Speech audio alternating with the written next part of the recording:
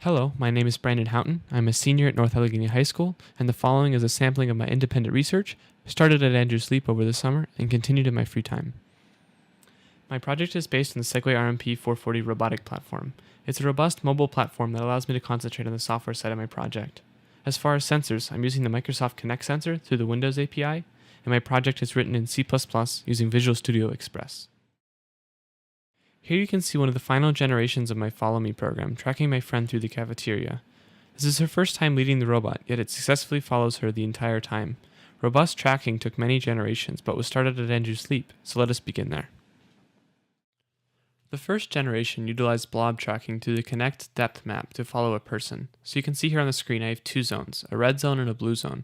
The red zone is the safety zone and it halts movement when violated, and the blue zone is a tracking zone. So I do blob detection by looking at the blue zone and selecting the largest blob. I then compute the center of that blob and attempt to track that center.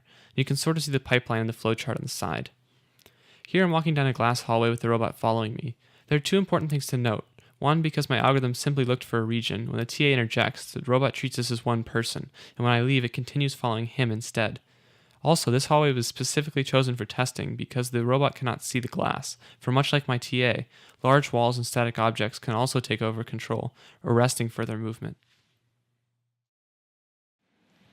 As you can imagine, these flaws made it hard to reliably follow a specific person in a wide array of environments, so after Andrews Leap, I introduced skeletal tracking in an attempt to realize a more robust solution. So you can see here the addition of skeletal tracking.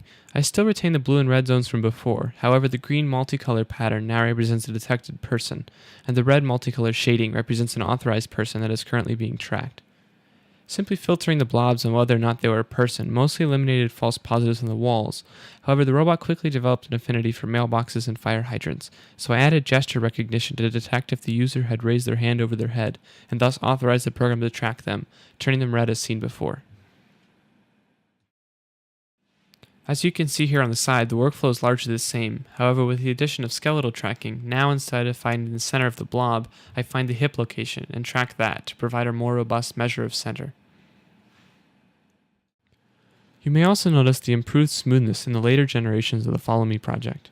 My platform is large and potentially harmful to others, so intuition played a key role in the development of the smoothing functions. I combined exponential scaling with limits on acceleration, as well as vector prediction by using previous displacement to predict future patterns. This ensured others were comfortable around the platform and can predict its behavior.